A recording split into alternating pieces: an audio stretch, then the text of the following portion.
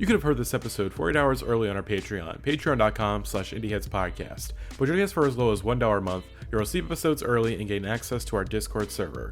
All of our upcoming episodes will be up on our Patreon 48 hours before it hits our public podcast feeds. But if you're hearing this via our Patreon feed, we thank you so much for your support. We especially want to thank our Real Ones patrons, including Becca NTN, Georgia Mikowski, Grant McSpooky, Old Man Withers, Jackson Christ, Alex Krichmanoff, Chris Perez, Timothy Holcomb, Barely March, Mark Barry, Josiah Duncan, Jenna LaFleur, Aaron Hillsamer, Darian Fisher, Cal50, Chris Wade, Jacqueline Kataga, Jake Wald, Alec Felder, Eraserhead Baby, Selectric, Rob Marino, Max, Dylan, Alex Bulovich, Waffle113, Noah Kurtz, Tony DeSerafino, Maze Farms, and Derek Pemberton. To become a real one, consider supporting us with a $5 a month donation or receive bonus episodes every month and get a shout out at the top of the pod.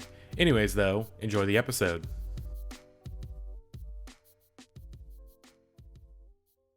So, Matty, you're probably wondering why we gathered you here today. Your friends were all here. We just, we need to talk to you. Something important. We really need to get across. Okay, this is really important. You need to have an intervention. You've become a coastal elite, Matty. All of you are coastal elites except for me. I'm supposed to be the one holding this intervention. You have moved to Los Angeles. And you've become a coastal elite, and you've rejected your home traditions of St. Louis and of the heartland of America, the real America, some might say. And so, Matty, tonight we are having an intervention. We need to reinstate the Midwest mentality. We need to go to Applebee's. Let's do it. we need to understand as cold as the Rockies here. I've got my American beer. If you want to close your eyes and just imagine a basement somewhere in the Midwest with a case of Hams or Rolling Rock or Coors Light or perhaps they've got their little to-go box. A styrofoam of natural light, perhaps. And we need to go back to the Midwest, even though I'm not from the Midwest. But we need to go back. All of you are coastal elites except for me. Literally all of you. Like, this is not disputable. Oh, God. Oh. Well, you know what? We're gonna get in touch with real America by listening to pop songs. Yeah, you know what? I think, I don't want to be here, but if we're going to be here, if we're going to have this conversation, let's discuss America at large, and let's just get into it with this new episode of the Indieheads podcast. I love this one. Hello, everybody, and welcome back to the Indieheads podcast. I am your host, Matty, at Movie and Prince on Twitter. On this episode, I am joined by Jackie, by Rose, and special guest Max. I'm not going to give them any warm welcomes or any further introductions because they're currently putting me through an introduction because they think I'm a coastal elite. They think I've lost my Midwest mindset, which is blatantly untrue. It's not happened, but... You're hating on America's favorite music. We're all going to hate on America's favorite music. This is what the people have chosen. I will say, Rose is right. This is much more tolerable than a lot of the number ones top charts playlists that we did before the butt rock number ones. Like, this is, we've noticed in general in the 2020s the charts have been less bad. Are there war crimes on this episode? Possibly. We'll get There's there. 3 bad ones here, and they're pretty mundane. I'll just say that up front. Like, they're not truly evil. Yeah, but nevertheless, we were going to talk about it's a classic Billboard pop episode. We're going to talk about the top 10 of the Hot 100 as of the week of October 16th, 2021. And also a bonus song. We'll get to it, though. In a bonus song, we'll get there. That'll be our last song of the evening. But kicking us off at number 10 is Essence, which is WizKid featuring Justin Bieber and Tems. This song, there's not... so unlike 90s rock and car commercial, I'm not going to play really any snippets. I don't want to get copyright taken down.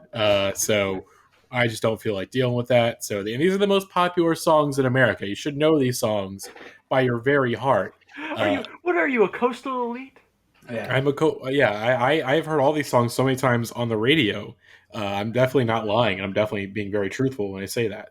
Yeah, I drive in my car. It's a nothing. It's like a standard fare like pop dance hall song. Justin Bieber, what the industry has finally kind of they've cracked this about Justin Bieber for a couple years now, but it's really like for whatever reason during COVID times, this is where it's like, all right, you're gonna just go do everything. Like we saw how big Despacito was. Like, all right, you can fit on dance hall, you can fit on hip hop, you can fit on R&B and pop music and all this stuff.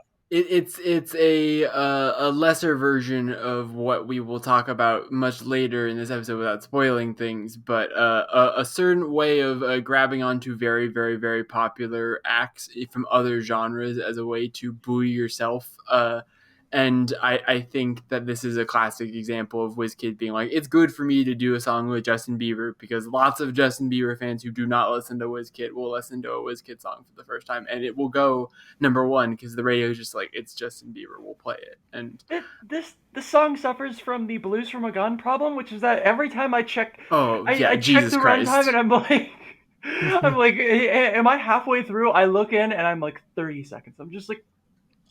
Yeah. The first 30 seconds, I was like, oh, yeah, this beat's kind of like fun. And then 4 minutes later, it's like, oh, nothing has changed at all in the last 4 minutes. The problem with that is that, like, a slow kind of dancehall beat like this, like, if you're going at this low of a tempo, the whole point of the song is that you're just, like, vibing and relaxing. And I do not want to vibe and relax with Justin Bieber, and that is the fundamental problem of this song. I am like, I would like to leave the room immediately. I would not like to vibe and relax to this. What, you're hating on Bugatti Biebs? Come on. This is like if a DJ. This is a DJ Python song, but if Justin Bieber came in and got horny on a DJ Python song and ruined it, like that's what this song sounds like, and I'm not interested in it for that reason. It's just too long. It's too long. It's kind of boring, but like it's not unpleasant, which I feel his like vocals are never bad. Like his vocals are never like grating. I feel like he's stepped into like a decent level where if for a Justin Bieber song to annoy me, that's like he's got to be really trying. Like here's the thing, it has to be something like Yummy for you to be pissed off. Do you like Yummy? Do not defend Yummy in this podcast. Do not. I'm not allowed to hate anything on this list. You defend that. Into it. Yummy is I think there are worse crimes on that record. I think the one with Quavo, Intentions, I think that song is way worse than Yummy. That song is way worse than Yummy in my opinion. Which I think we actually talked about on our last Billboard Pop episode before we started doing the Butt Rock series. So it's appropriate to really say Intentions is terrible. Yummy, is it good? No, it's not my favorite Bieber song. I think there's stuff on Purpose, and I think the Jack U song is really good. Diplo withstanding, fuck Diplo, piece of shit. Hope he rots in prison. Or every once in a while, there's a good Diplo song, and we're allowed to like it as compensation for the terrors that he subjects us to. Otherwise, don't get him mistaken. It's fuck Diplo, but every once in a while, he does make bangers. Exactly. Yummy. I'm not going to defend Yummy, but I'm just going to say I don't think it's that bad, but I completely understand why it's the song that like almost tanked. Which the fact that he recovered from that is incredible. The fact, which I think is mainly just because like basically during COVID times, somebody had to put out records, and Justin Bieber's like, okay, I'll put out records. He put out one with Martin Luther King samples on it. That's really cool. That was full on Calvin Harris, Martin Luther King. Shout out to his family. Shout out to his family core. Like that. Yeah, that's exactly what it was. Like every other major label artist, the Adeles, the Lady Gagas of the world were like, I don't want to release right now. And Justin Bieber's like, I will take this vacuum of attention. Yo. Whenever there's a gap, he just fits himself right in there, and that's why he's on the charts again more than once. We have to talk about him again later, so let's stop. Let's stop now. As a retail store employee from October 2020 to March 2021, when Yummy came on, I wasn't that upset. Thank you, Max. Again, there are. I think it takes you to so much more. I was like, I do have that yummy sometimes. All right, let's move on. Our next song, coming at number 9 on the charts, is "Knife Talk," Drake featuring 21 Savage and Project Pat. I think if Drake wasn't on this song, I would think it's okay. I think it'd be pretty decent. Is so funny. You're It's got wrong. like this menacing piano. What? And he's like talking about going to a tennis match. I have a whole theory about this song and Drake in general in this episode, and actually Certified Lover Boy in general, which I have listened to. Certified Lover Boy. Let's get a couple of things off the bat. It's too long, obviously. Like no Drake album should be that long for any reason. He'll do it every time because of streaming and because he has lots of songs. Whatever. But the thing I've realized is that for years I have been upset about Drake's whatever.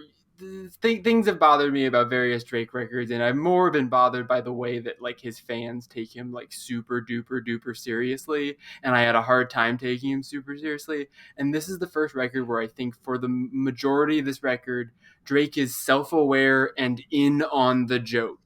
Like Alex, who I believe has submissions for us to play. Oh, wait a second. I fucking forgot. We'll get to it. One second. I even told Alex we'll get to it.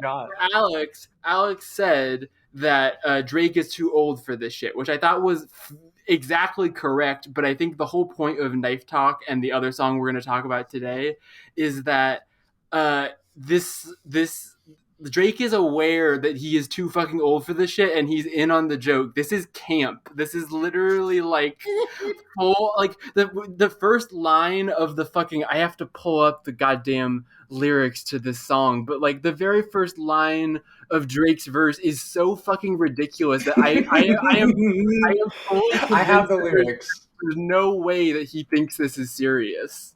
Look, I would have. The thing with Drake is that Drake it's just white noise. His voice is white noise. I don't care what he says. I don't pay attention to him anymore. I think the thing we all forget is we now live in a post-Scorpion era. This man got exposed as a deadbeat dad, and nobody cares. He says nobody cares. He just goes back to making like stupid jokes about like, oh yeah, I go to Cheesecake Factory. Oh yeah. The very first lines of his verse are, "Yeah, I heard Poppy outside, and he got the double R droppy outside. Check the weather, and it's getting real oppy outside. I'm gonna drop the shit and have these pussies dropping." Like he's so like. On the earlier records, when Drake would do like his mob boss shit, I would mostly be annoyed because one, the songs weren't that good, but also like I thought that like, you know, it seemed like he was trying to have us take him seriously, and now I'm fully convinced no, he wants us to, like, he understands it's ridiculous for him to be on a song with 21 Savage and Project Pat, because like the world that they come from is so dramatically different from Drake's world, and so the whole joke of this song is that he comes in threatening violence, which is just the funniest thing to imagine. Wait, I mean 21 Savage and Drake, they're not that, I mean they both have the same queen. Both have the same queen, you know, 21 from England and Drake from Canada. Fair enough. Coming up to you and delivering these threats with the stupid heart shit in his hairline. I feel like we kind of forgot it, just because I think just obviously the past like 2 years we've forgotten so many things. I feel like we forgot that 21 Savage is British. Did you know this? You didn't know this? I didn't even know this in the first place. Oh my god! This is wonderful. You missed a great round of Twitter posting. You're probably offline or whatever. Okay, story time. For my radio show, like winter term, there was like someone I was like moderately interested in. We like had like a library date scheduled like halfway through the term, and right before they got there was the news that 21 Savage was British on Twitter, and for the next 3 hours. When like I was trying to perform my best, my brain wasn't functional. I just every 5 minutes I'm just like looking at my phone. It's like, did you hear that? Like this is another thing happened. It was like, oh, he's like really British. Like it's not a rumor anymore. Like he's from England, and that date didn't go well. It was it was pretty mind blowing to learn. Wait, hang on. Can we talk about how one of his lawyers is named Charles Cuck? I didn't. Wait, what? Hang on. like low, right below your mouth. It's spelled with a K. K-U-C-K. Sorry, it just needed to... It is, but fuck ice. Abolish ice, fuck ice. True. But the other joke's not, but fuck ice. Yes, exactly. But also, this man is British. Yeah, true. On a technicality, yes, he was born in Britain and lived there until he was 7, then he moved to the U.S. But still, again, that little the 3-hour, 4-hour sprint on Twitter, great time to be online before the ramifications of everything kind of sat in. Yeah, it's not the Drake song I'm gonna cap for this week. I don't think anyone is. I really don't think anyone like it. It's not my favorite of the two. The hook was designed for like suburban high schoolers who can't smoke weed in the home, so they think they're hard for like getting caught by Park Patrol once a month. But hang on, we forgot to do something. Honestly, who's going to stand up for this one when there's another one on this same playlist? Exactly, but Future folks, going, I'm too sexy for this syrup. We did forget something during the last song. So Alex could not make it on this podcast, but they did want to give their thoughts on a number of songs. So they have sent us a number of transmissions to play on this podcast to give their thoughts on some of these songs. So let's hear. We're going to play the 2 transmissions about Essence and Knife Talk. So let's hear what Alex would say about Essence first. What's up? Okay. Yeah, this is like temporal prison level. This is almost as bad as Blues from a Gun in terms of like the song being fine, but just being the longest 4 minutes of my life nonetheless. Oh, God. There wasn't a second in that song where I didn't want it to be over. And then let's hear what Alex would say about Knife Talk. Drake feels so out of place here, and he doesn't even come in until it's been like a full minute. It just doesn't even feel like his song. It feels like I'm listening to a 21 Savage song featuring Drake. And it's okay, I guess. Drake just sounds wrong on his verse. I don't know. This song is weird. See, that's exactly how I feel about Drake on that, because it's just my brain can't process it, so it just becomes white noise. I love it. For me, it's like the Muppets appearing in a program that the Muppets are not in. It's just like, this doesn't make any this doesn't make, it'd be like if the Muppets appeared in like a serious drama, and I'd be like, well, this is ridiculous, but I just like it out of sheer like it's camp. That's the whole point of what I'm getting at. It's like completely, and that's the thing, is that it's a Metro Boomin beat. This is like, and you got this Project Pat like hook on it that is just, it like gives it like a real like authentic like Southern hip hop feel, and then you've got fucking Drake on there being like the Kids Choice Awards version of a gangster, and it's hilarious. He knows it's hilarious. He wouldn't say Poppy's outside if he didn't understand that he's trying to be like. When you watch the video for the other song we're going to talk about today, he's in on the joke. Is all I'm saying, and I for the first time in my life, believe that about Drake. 100%. My only complaint is I wish he would go back to doing more fake patois, because that was really funny. Oh my God, yes. Yeah, Drake in his Chet Hanks era was kind of special. We took it for granted. But let's move on. Let's move on to our next song at number 8, Levitating by Dua Lipa, spending its 53rd week on the chart. Jesus Christ! If you asked me about maybe like 6 or 7 months ago, I'd tell you, yeah, this is a good pop song. I like it, but I just, even though like I don't listen to the radio that often, I just know that the song is just overplayed to goddamn hell. And also the normal version. Not to be homophobic, but the DaBaby version is kind of better than the original version. I disagree also, but I'll get into all my thoughts on this song. You go ahead.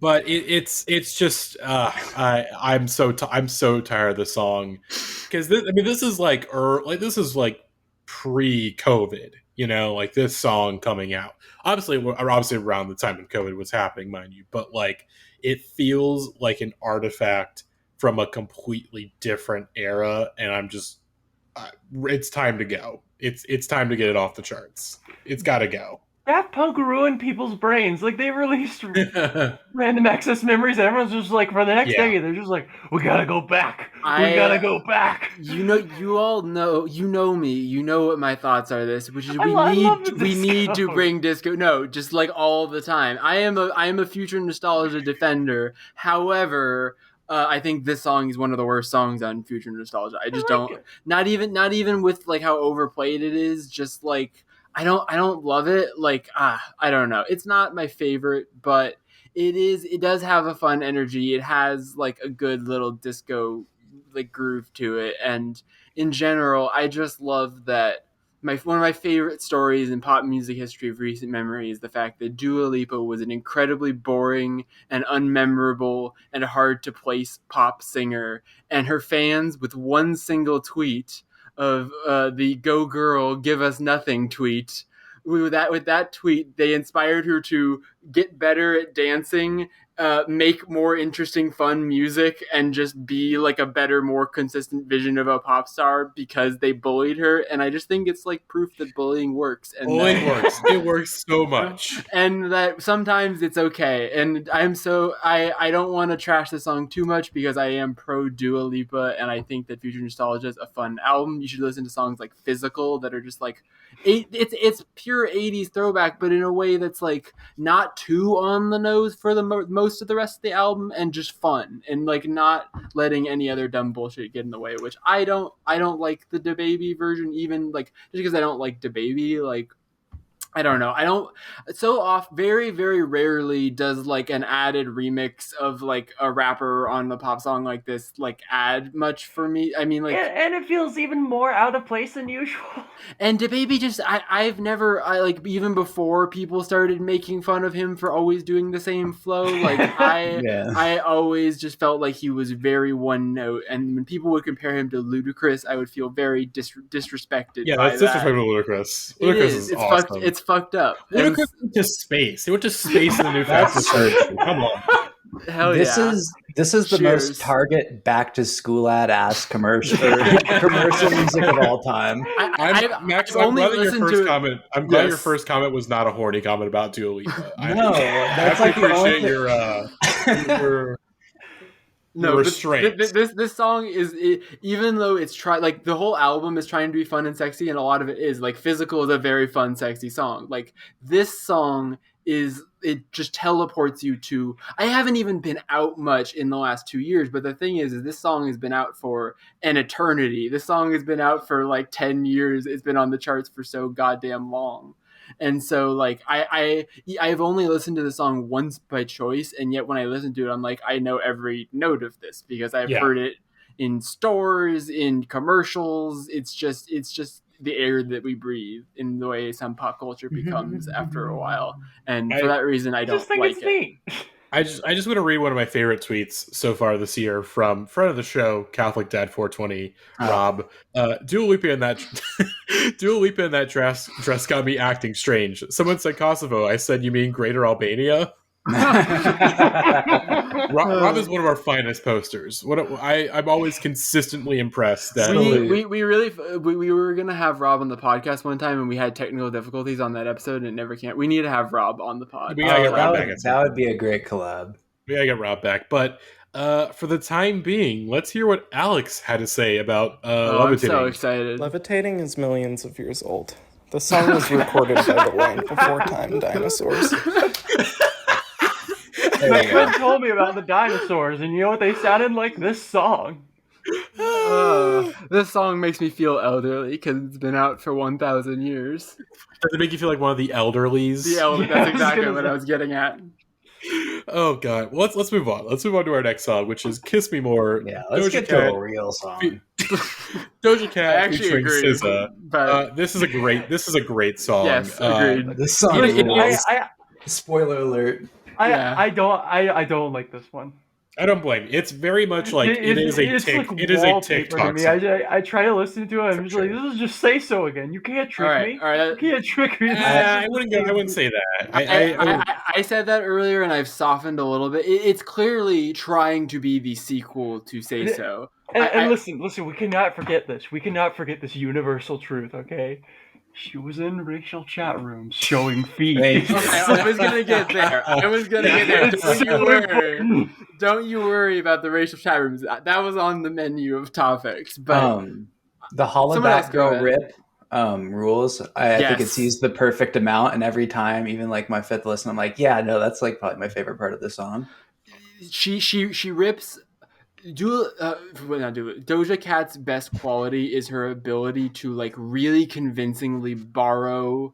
Like she has a lot of range in her vocals, like being able to rap and sing the way that she can and imitate other people the way she can. Like there are parts of the song where she sounds like Nicki Minaj, and there are other parts of the song where she's doing Hollaback Girl, and then there are other parts of the song where she's doing like a disco R&B sing song thing, which I much prefer the SZA section of the song, and I much prefer SZA doing the sing song R&B to Doja Cat. I like Doja Cat better when she's rapping because like she has a lot of weird personality to her voice, and like the way her voice just kind of jumps, and like I can't describe it, but it's like genuinely really fucking cool, and it makes me want her to rap more. But the problem with that is the racial chat rooms and showing feet is that she's a Reddit person. She's like she's just like a 4chan poster really, and so like because of that it makes it weird engaging with her music because her music is so not that. It's just like this is a very horny R&B song. It's horny Say So is what it is. It's not just like a rip off of Say So again. It's like, oh, let's do Say So again, but let's bring SZA on and make it way hornier. And you know what? It works. That's fine. It's a good song. I like it. Doja Cat poses the question, what if a 4chan user was attractive? That's basically it. I mean, kind of. Yeah. It's a fun song. No. It's kind of a current 4chan poster. That's the clear thing. It's like not just that like, oh, lots of people like used to be into that stuff, like someone who is still logging on. Yeah, you're exactly right. Yeah, I will say SZA kind of washes Doja Cat on this. I think SZA this is a song that fits SZA more than Doja.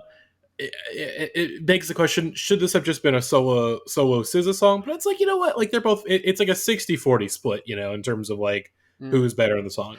Doja Cat's front loaded, so that's why she's like, because it's her song, so like she's the kind of intro and main part of it, and then SZA comes in for the back half. But like you're totally right that if it was a SZA featuring Doja Cat song, it would work so much better. Yeah, and obviously the big sync moment of the song is in the SZA verse, where they have that little twinkling like wink noise.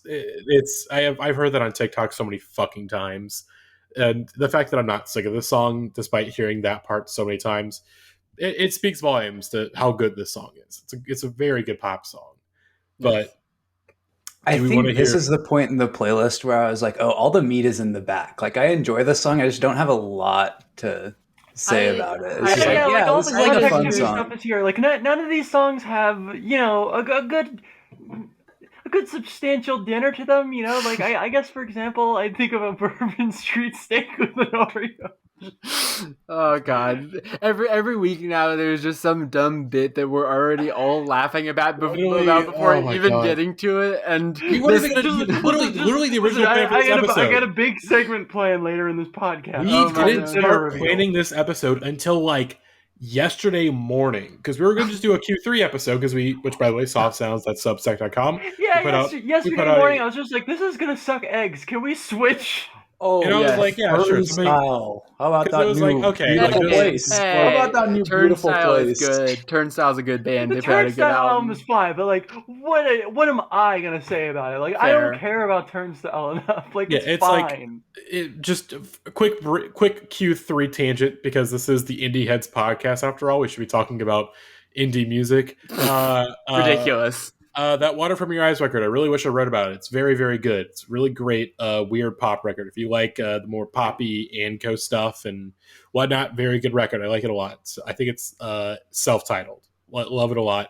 But for pop music, the new Halsey record I think is fantastic. But we're not going to get into it because when the day Twin Flakes in stores now. In a better world, Halsey would be on this chart. But the problem is that there's no one song on the Halsey album that's like good enough to be like the song. Like they're all. I'm actually curious if I'm a woman. I'm not a woman, I'm a god. It's like the easy answer. That's the easy answer, but I also don't love the hook on that song. I just think it's fine. Like it bums me out every time because the work they're doing underneath is so sick. I'm sorry. I was trying to find this Halsey song. I was trying to see this song because I was trying to see if a woman, not a god, was charting. But instead, I found a song called "Drinking Beer, Talking God."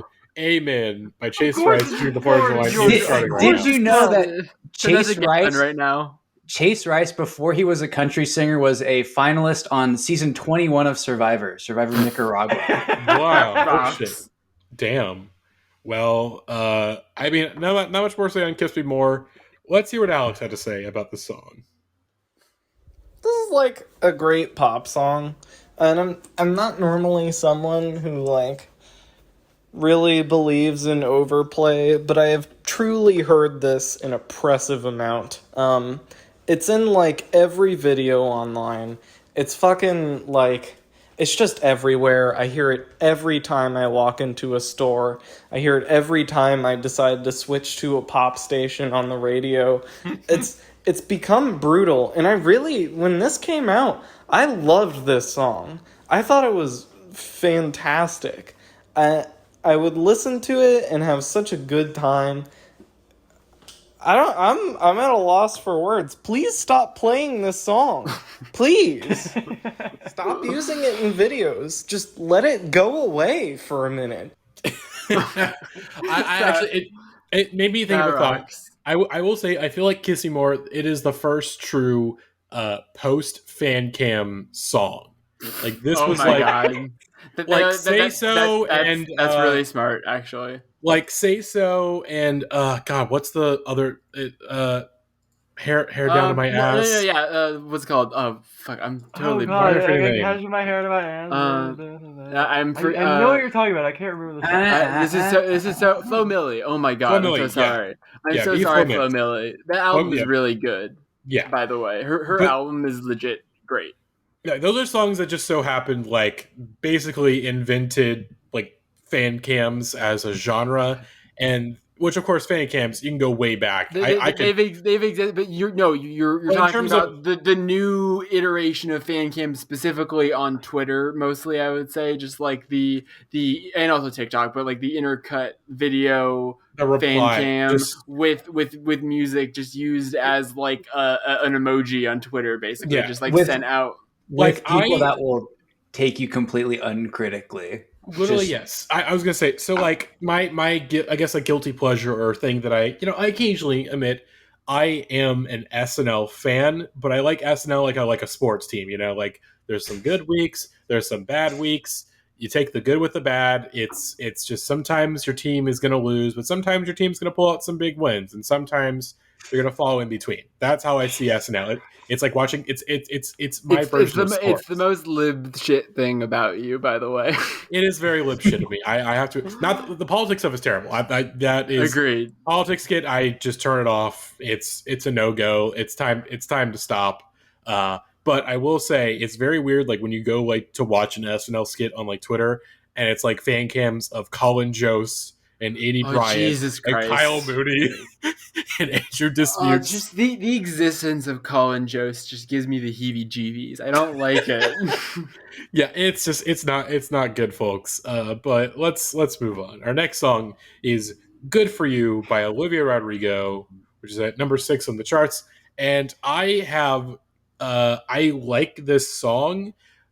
I used to love this song, but I think I only just like it now. It has not quite. I liked it when I started listening to this playlist, and then just slowly my appreciation evaporated altogether. It's just like it's fine. It's just not for me. It's that like hook is just so limp. I'm not the target. Disagree with everyone. I like this song. My issue.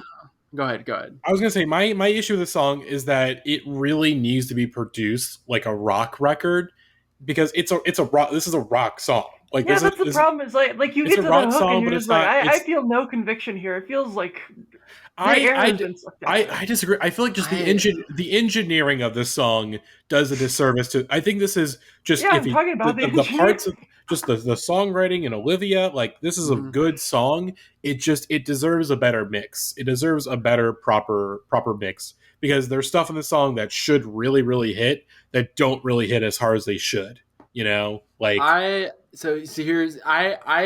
somewhat agree with you. I wish this was.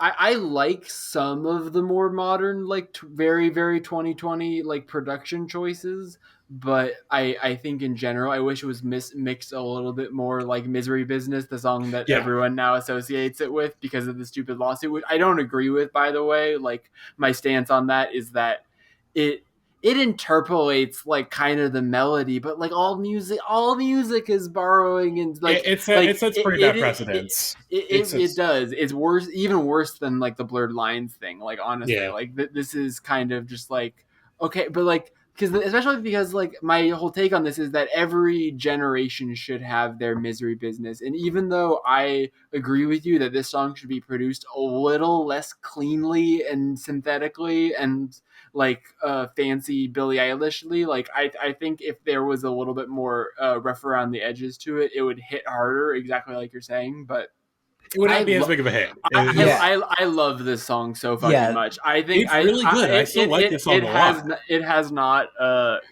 lessened on me at all, which is I don't love Sour. I think that album is like very good and like worth me checking out her again, but I hate the song "Driver's License." And that's where I think "Driver's License" is a really good song. I love "Driver's License." The only reason that song is as big as it is because of the fucking Disney Channel drama. Look, I am a fan of gossip. I love gossip. I listen to Who Weekly, Matty. I love gossip too, but I will not allow a dog shit song to get to a bajillion streams. I think it's good. I hate it. I think of the rock records. People calling it "Rip Off Lord" is an insult to early Lord, in my opinion. It's more Lana than Lord, if anything. If I had to say, it's very much in that vein. But I think Driver's License is good. But we're not talking about Driver's License. I will say, in terms of the rock songs on this record, I think "Brutal's" a lot better than "Good for You." Brutal's fucking great. Like, that's a great song. And also, just from personal experience, I think "Traitor's" a really good song. That's that expressed feeling. A 17-year-old girl expressed feelings that I couldn't quite like come up with like 5 years later. Like, it's like, oh yeah, like that's what happened to me like 5 or 6 years ago. Huh, that's funny.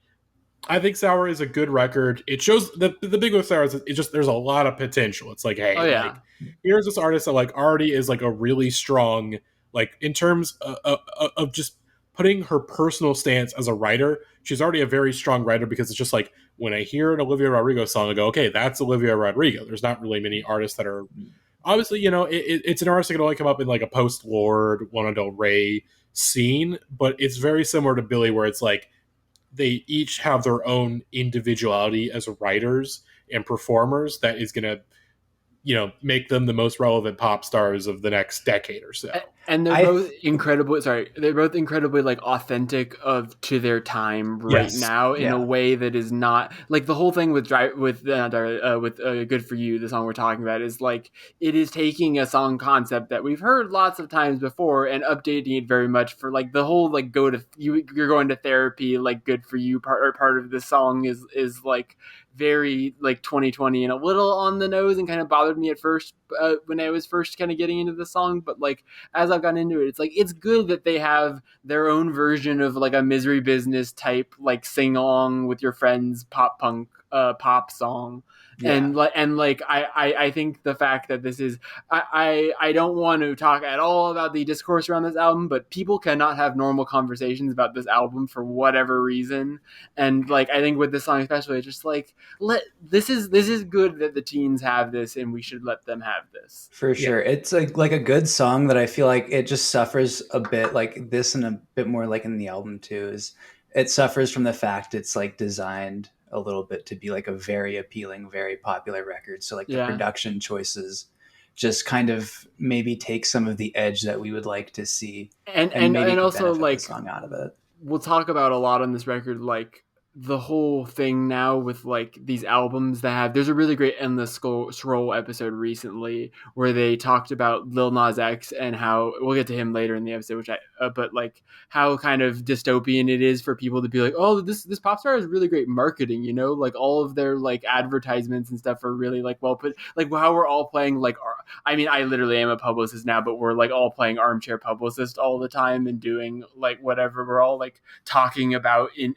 macro, like how the record, like, but I think the fact that this album has such a good album cover, like an incredible album cover that feels so like packaged and like, here is this person we're introducing you to, but like in a way that doesn't at all like upset. Like I think people then kind of have their guard up with this record because that when you combine that with the production, it feels so like this is like being shoved down your throat because it is so efficient and so effective in communicating. Like, but I think that's just because it's really well, like the pop writing on this album is really solid in the same way that Billy's stuff is. It's just like she communicates stories very quickly and effectively and emotions and articulates things that are pretty advanced. Like, I agree.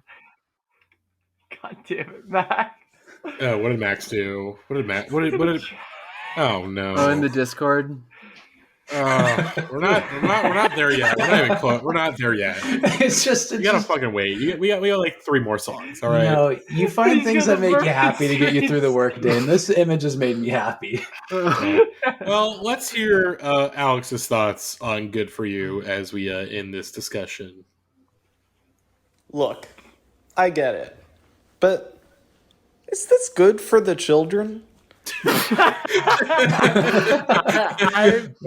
Before we move on, I think I like how kind of petty this song is. I don't know. I think we need more petty. We need more. It's fun how the song manages to take that kind of very jealous, almost thing and express it in kind of a harmless way. You know what I mean? Like taking that kind of negative emotion and expressing it in a fun kind of just like petty and harmless way, as opposed to like a bad way. I think it's partially because it's just nice to have a good petty song, because I feel like Taylor Swift kind of ruined that for a little bit by continuing to do the more like gossipy petty stuff, but just instead of making the songs good, she made the songs bad. She can't do tongue in cheek. Taylor can't, and she immediately stopped trying after Reputation. And which thank God she did that.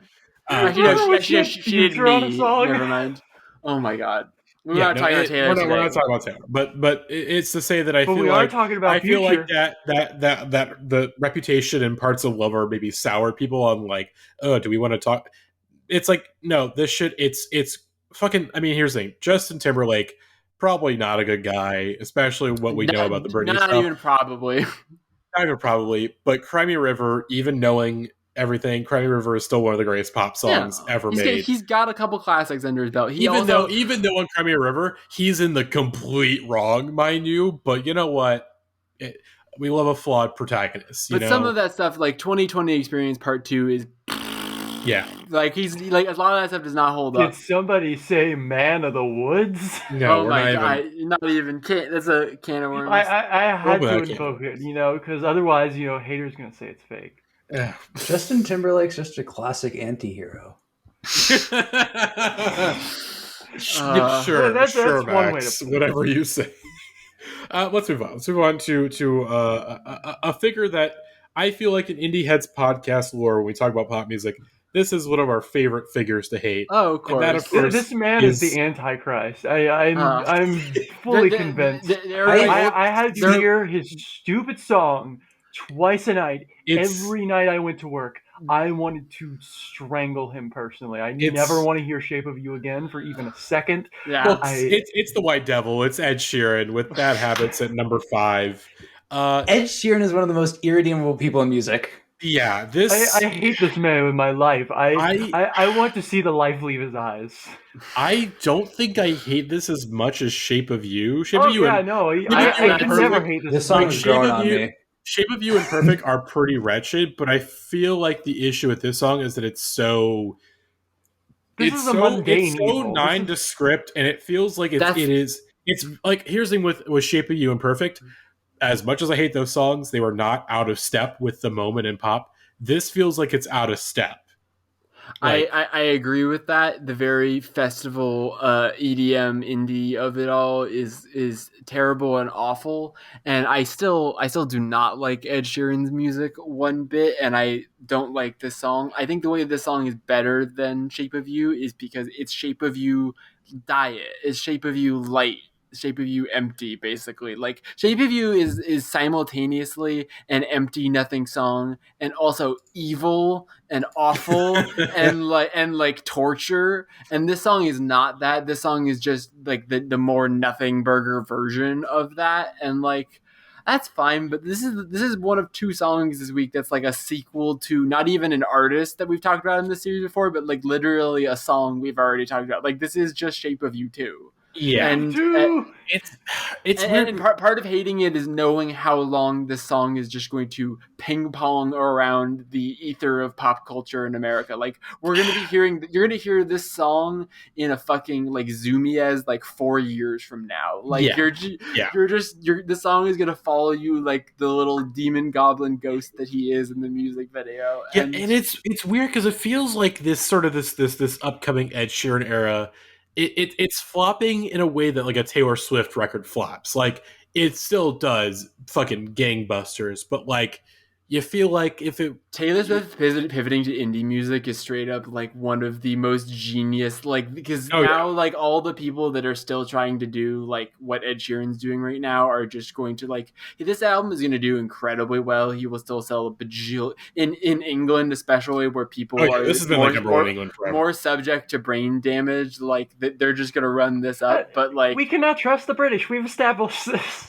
He the way he is trying to do like diet school friendly The Weeknd is just kind of funny to me. I think that the synthiness of this track and the way he's trying to sort of do like the kid friendly version of The Weeknd's shtick from the last album is just very funny to me. If the pandemic wasn't a thing, there would be so many 16-year-olds getting horny to this at their homecoming. Oh God. I hate that you put that in my brain. I will say I needed to say this, and I won't name any names, but since being in the job of music publicist and like listening to a lot of music, like you hear some stuff that is trying to be Ed Sheeran but worse, and that is like so spine-chillingly bad that it does make you appreciate that like at least Ed Sheeran is like an effective songwriter, but that doesn't make him not evil. Like he's still a demon, and we should fear him and his dead empty eyes.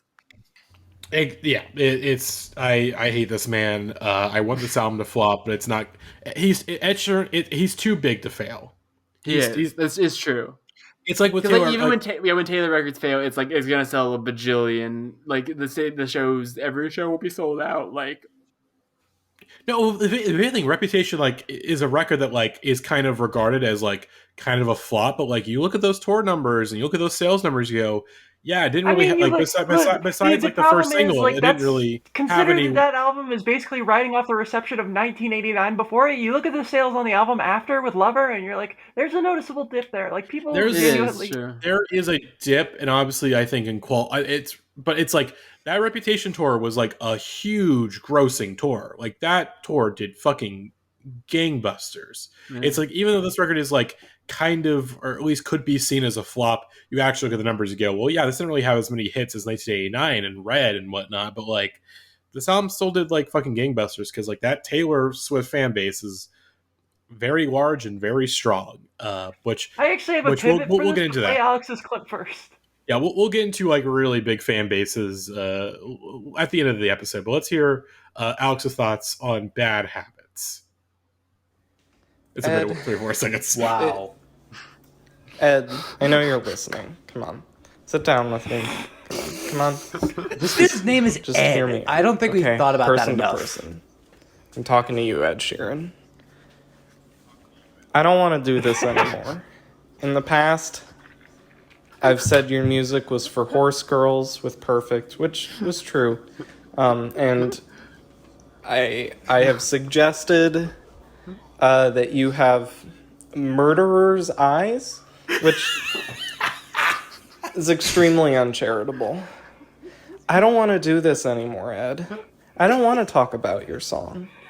You used to write, like, acoustic folk jams about getting cheated on for like, middle-aged moms. And you were still selling out arenas. My man, you don't have to do this. You could go back to that. I'm sure you've got a fan base that would follow you there. You can let all this go. I don't have to talk about this anymore. This doesn't have to keep escalating. We both know where this ends up. One of us getting hunted, most dangerous game style. But I don't think you want that either. I know you aren't actually a murderer, Ed. I know you aren't. Oh, good. Wow. Oh god, one of our strongest minds. Oh my god, I love Alex so much. So going back to Taylor Swift's thing, speaking of artists who just randomly decided to sample that one Right Said Fred song for some reason. Oh my god, yes. It makes go. Yeah, it makes me feel good that I'm objectively more attractive than the most popular ginger in music. I feel like that's it's a low chance, but I think I come through. To quote, what was the Zach Fox lyric from the album that came out today? Shit's gonna get ugly like Ed Sheeran. Exactly. But this Max said earlier in the chat, and it was very observant, is that Ed Sheeran is the gate to the fun songs of this playlist. We had to get through him before the playlist would allow us to have fun, and right now we're about to have some fun. Yes, so much fun in a way. Oh god! Well, our next song at number 4 is "Way Too Sexy" by Drake, featuring Future and Young Thug. At this point in time with Drake, I don't want to have opinions on Drake. I gave up on having opinions on Drake around the time that Scorpion came out, because I looked at that track list, I looked at how long that record was, I suffered through More Life, and I was like, you know what?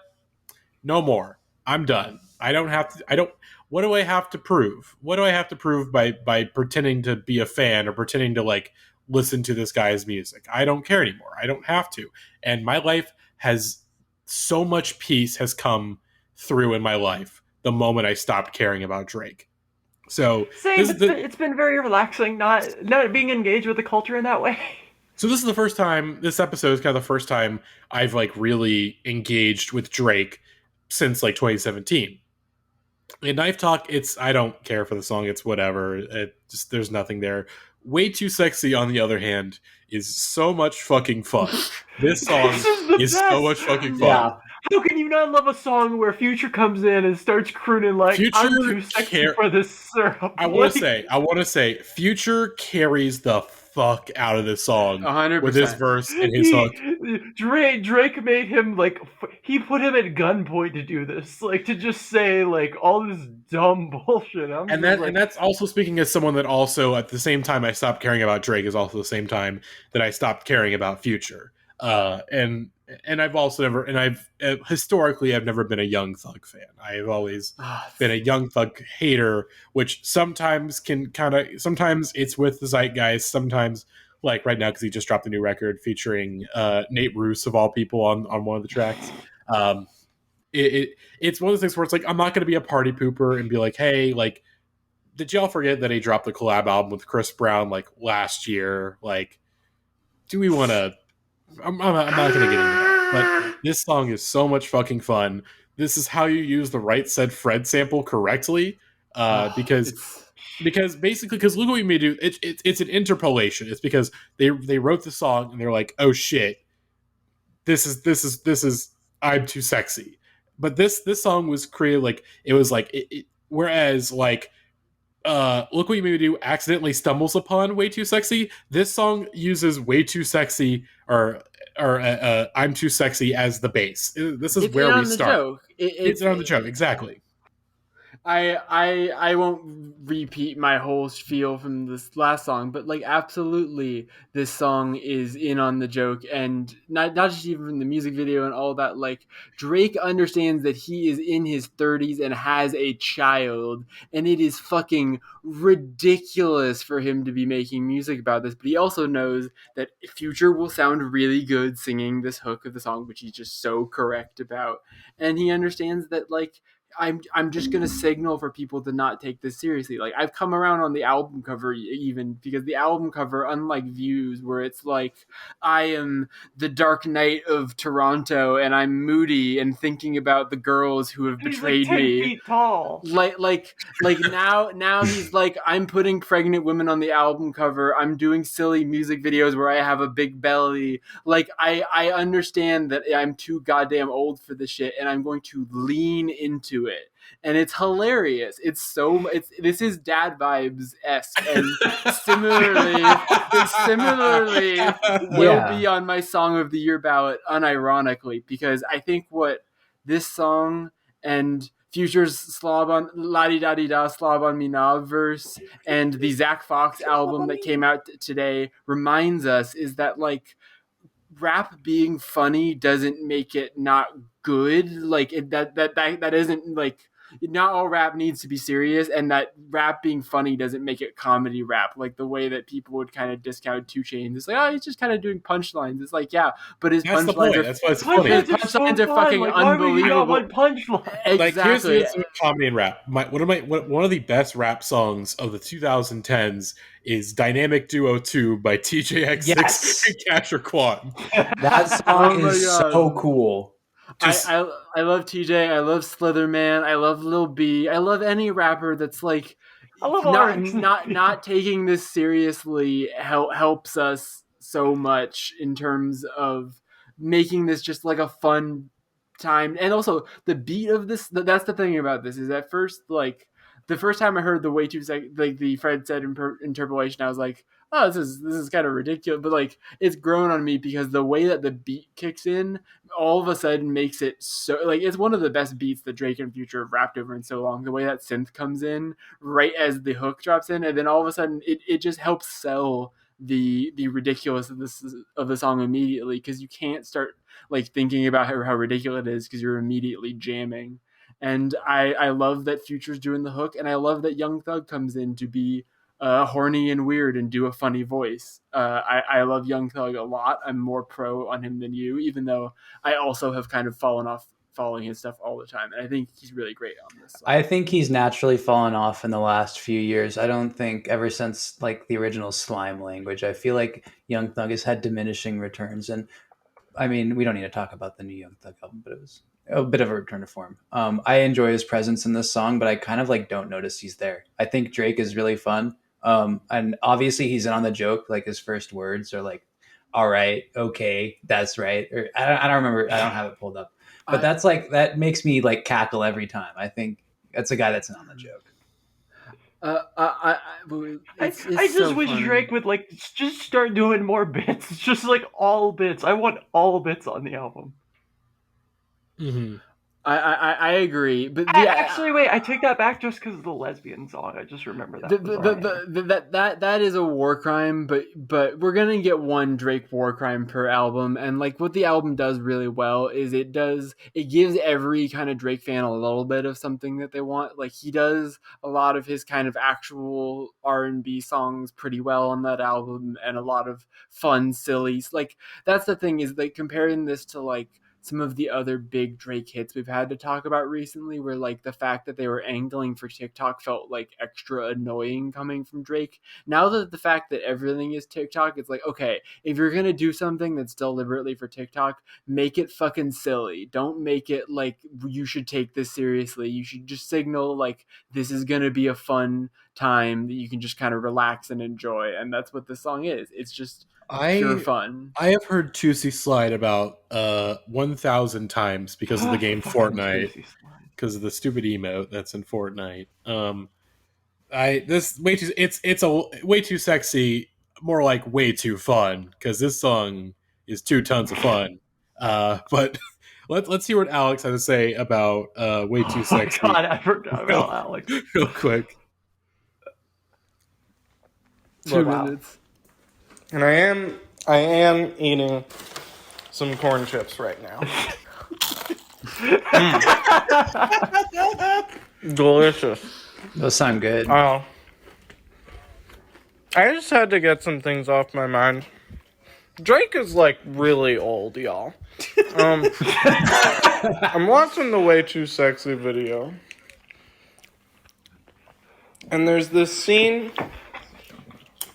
where he's like standing on a boat, flowing shirt with like a love interest of some kind. Nice. And like the age difference between them is probably only 10 years. But I've never felt an age difference more looking at two people. Drake is the most 34-year-old man alive. And I think that's important. So the thing about this song is, The thing about this song, I'm just drinking some water right now.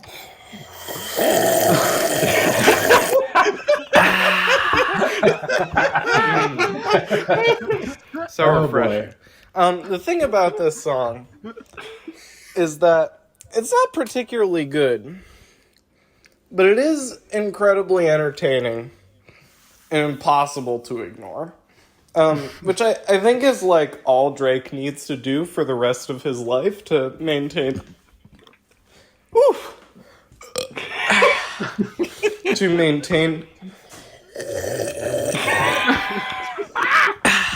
to maintain relevancy. And like, good for him, I guess. I don't know.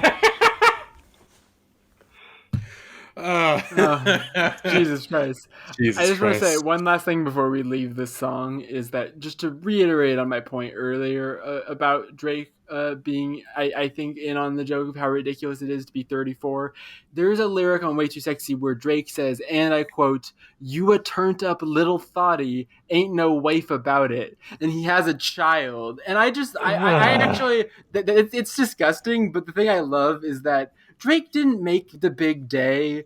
Drake didn't make like the like I am a father and fatherhood has changed my life album. Drake made an album that is clearly an album for like a 24-year-old artist as a 34-year-old man, but he played it like it was a Benjamin Button style, like what he's like in on. The fact that it's ridiculous, like, it's not like Dear Evan Hansen, where like you're like, Jesus Christ, this person shouldn't be here. It's like Drake made an album for NBA players. Oh my God! But that is the thing that annoys people about Drake, is that because Drake has so successfully lobbied the group of people that are professional athletes into thinking that his music is like actually good and important, because he'll say like Chef Curry in a song every once in a while and stuff like that. Like, this man makes coastal elite music. We don't need to hear about him anymore. There's a much more relevant song after this. This is true, but I do love Drake's pandering to athletes, because it gave us that time that he asked Coach Calipari to let him suit up and do like warm-up lines with the Kentucky team, and that picture of him in the Kentucky jumpsuit with all the players like sitting in the team meeting like he's a serious athlete is the funniest thing in the whole world to me. I think Drake is like a Make-A-Wish kid that we've allowed to like live out this whole life, and I think just happened to live. This is the album where he's leaned into it. He's just like, yeah, like I'm really good at this one specific thing, which is like being entertaining, and I do like his vocals. Like, I think like as much as they are nothing because he is pop culture at this point and it's like become wallpaper due to overexposure, like there's just something so distinct and clear about the way that he raps that just like works for this kind of pop rap style. And then if you just staple that onto a hilarious, funny, catchy hook delivered by Future, and what is one of the best Future performances of the last 5 years, like legitimately one of the, because when Future's doing like we've heard too many of the same version of the same serious Future song where it's like, yeah, I could listen to the new Future album or I could just listen to Codeine Crazy 10 times in a row, but like if Future's gonna give us new stuff, it should be la-di-da-di-da, slob on me knob. It should be I'm way too sexy for this syrup. It should be ridiculous because he has this gravelly voice that can sell that so well. Future was found dead in Miami. His last words were, "I'm too sexy for this world." No cap. Well, let's. Oh God, our next song. Okay, so I said I wasn't going to play any snippets or any songs during this. I got to make an exception for our next song because I feel like none of you are going to get it. Because here's the thing: this song doesn't exist to like most of the people that listen to this podcast. There's everything here. You go, okay, like you probably don't watch commercial television. You don't watch commercial television. You don't follow the country music world. But this song has been. It is the country music sweepstakes winner in terms of one that hits the top every year. There's always one or two country songs that will hit the top 10, and this is the one that's doing it this year, and that is "Fancy Like" by Walker Hayes. So we're just gonna press play on the song and take it all in, and we're all gonna do the TikTok dance. I'm not gonna do the TikTok dance. I don't know the dance. I didn't learn it either. I have a job. I didn't either. It looked hard. Calling all units to Bourbon Street. Calling all units to Bourbon Street.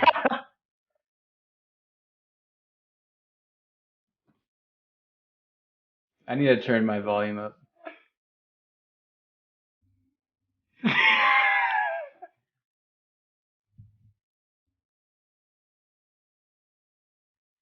Hi.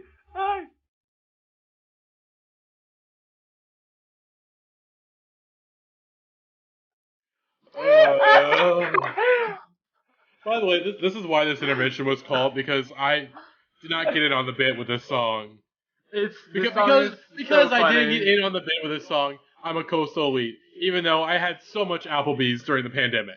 I almost got a job at Applebee's because I lost my. It's time for my segment. Because I quit my job because of Is this an intermission? This is not intermission. Oh. I quit my job during the pandemic, and I couldn't get that job back, so I applied for a job at Applebee's, and I almost worked at Applebee's. Matty quit their job to work at Applebee's? I almost worked at Applebee's. I literally did an interview in everything, and I was getting ready to do like the whatever food service requirement stuff until my boss texted me like, "Hey, like we've got a spot open for you. You can come back in like 2 weeks." And I was so relieved that I didn't have to work at Applebee's. Yeah, that probably does suck. But imagine Matty having to work at Applebee's while this song is playing. That was almost peak. Fancy like. This is a triumph. Okay. So I have a whole take on the song, but go ahead, Rose. Go ahead. Before this podcast, I told everyone I may or may not have ordered Applebee's for dinner. It's time to reveal. Oh, God. I did not order Applebee's. What do you think? I'm fucking crazy? Listen, I drank Lakini's juice for this podcast. You can only ask so much of me. Oh, man, I'm a little disappointed. I'm not ordering fucking Applebee's. I was hoping this would turn into a Doughboy segment so bad, but... Yeah. But to talk about this song for a little bit, what I do like about this song is something Gavin and I realized in the chat today, which is that this is like if a Doughboys parody song that Nick Weiger would do as a bit for 15 seconds, like in a Doughboys episode, became a country pop song. And it's so... This song is country Asher Roth I Love College. That is 100% what it is. It is like just this pop rap, like the whole but it's basically like ironic, where the whole concept is fancy like, and then a whole bunch of things that aren't fancy, quote unquote, but are decadence to the Midwestern Americans, such as cold natty ice, Bourbon Street steaks, Oreo shakes, two straws, one check, I got you, girl. This at the Bourbon Street steak with the Oreo shake. What? Yeah, no, it's very pure. And that's the hilarious thing, that it's become an advertisement because it's so clearly like a sincere song that became an Applebee's ad, which makes it just. Yeah, it makes it so much better than the car commercial. It's so good that there's just a cowboy shaking his ass on television to this song, and that's like the crux of it. Like this song is at number 3 in America right now. It's fucking some cowboy huge. keeps shaking his ass during the football game. It's beautiful that your wife will still love you if you go to Wendy's. She's still, she wants to get all up on me after we go to Wendy's, even though there are 6 kids in the back of my car, and that's cool. This man has 6 children. Yes, this is. I mean, we're talking about yet another song that is a different genre of dad vibes. We had the song "The Way Too Sexy." Can't live with him. Can't live without him. And I prefer dad vibes to this song. I got the sag in the back. I am not as pilled as when I called this song Asher Roth. Drake is taking a little thoughty in the back to Applebee's. I called this song "I Love College," which of course means that Gavin loves this song, like unironically loves this song. And I love Gavin, but I'm not quite there. Like I am not annoyed by this song. I think it's hilarious, but I also think that I'm kind of like I don't love. I prefer Asher Roth's "I Love College" to this. I prefer even "I Love This Bar" by Toby Keith or other such like. Let's all sing this because it's pretty simple and easy to sing along with and get fucked up and perhaps do a little dance, or perhaps as this picture that's just on screen right now, which better be the episode picture, Matty. This better be. Matty, you do not do this. We will come down on your show. It's a picture of the internet. Of course, Gavin saw the song. There was no way Gavin was not going to YouTube search. I was the one that found this guy. Oh, way to go, Max. Max is our other guy finder, and this guy is reviewing the combo described in this song, which of course is the Bourbon Street Shake and Oreo Shake, and he's wearing a cowboy hat and soy facing into the camera, which is beautiful because that is his culture version of us soy facing to Dad Vibes by Limp Bizkit. Like we are one and the same. All human beings. We're the same race, the same people. This guy rocks.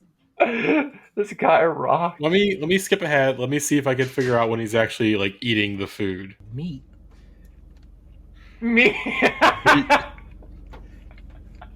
He has a TikTok. I have to, make it lose like a point.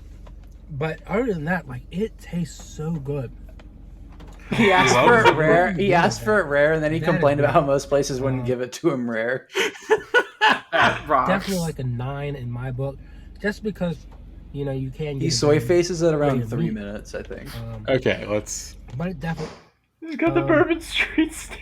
But yeah, this shake, it's a little smaller than Cookout shake, so with Cookout you can get anything. He looks like he has an AMC camo backpack. There's a lot of Oreo in there. As an AMC, the movie theater. For the sun, though, he's wearing a camo jacket, like a suit jacket. Do it. The review. Oh, that looks good. Ooh.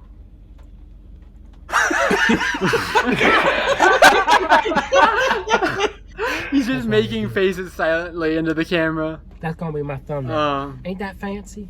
Oh God, I can't. Oh God, I can't. Oh God. Okay, so Alex. Thank you, YouTuber Redneck Snack. Let's just give a shout out. Thank you, Redneck Snack. Yeah, it took me about 30 seconds to find that video. They made it. So Alex has sent a transmission for this song, of course. But with the assumption that Gavin would also have a transmission on the song, of which Gavin does not have. I texted Gavin, and he was just like, "I don't have anything." Which again, the man who starts this whole bit off, of course, can't pull through with it. But let's see what Alex had to think about the song. Wait, hang on. Alex apparently has an updated version. Okay, we'll keep talking if Alex has an updated version. We have plenty more to say. Okay. This song, I mean, I understand why. I'm not quite as mad. Like Gavin was very mad at the people complaining about this song, and like I get it. Some people still watch commercials and they get annoyed when a song like this is on a bajillion. Oh, I gotta read some of the comments. We gotta read some of the YouTube comments of people commenting about the song. I think this is a classic example of America not respecting our advertisers because they're people too, and we don't treat them as such. Let's see. My friend mistakenly said that he hates this song in music class, and now my teacher blasted on the speakers for him every morning. LOL. Um, today, October 1st, is my last day as an Applebee's employee. I can't take this song anymore. Even my boy Snoop is banging the song while getting high on dope.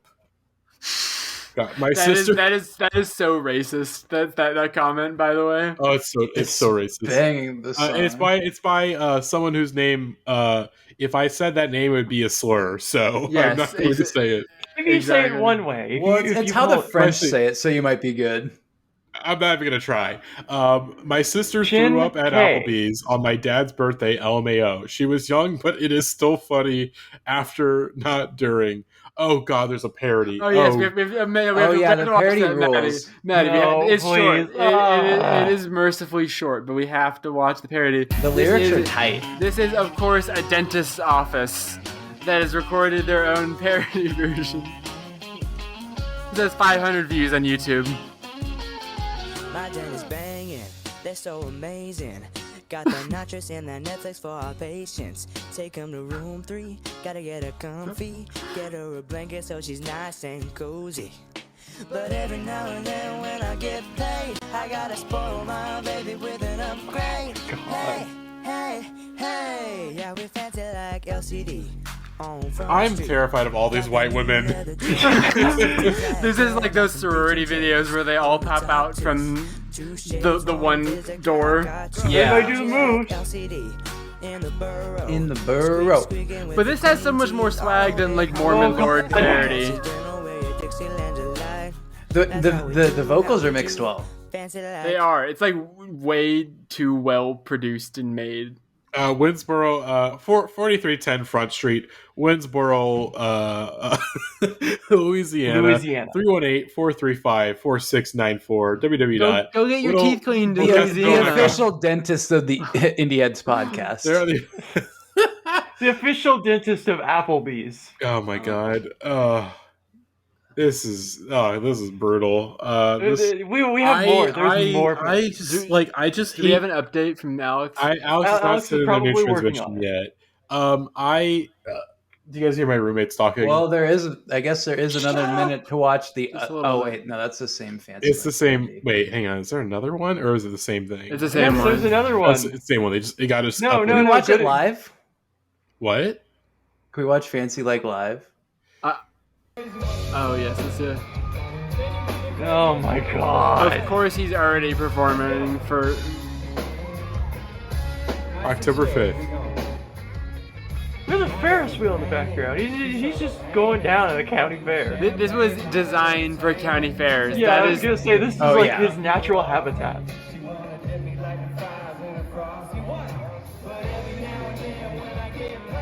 This song is beautiful.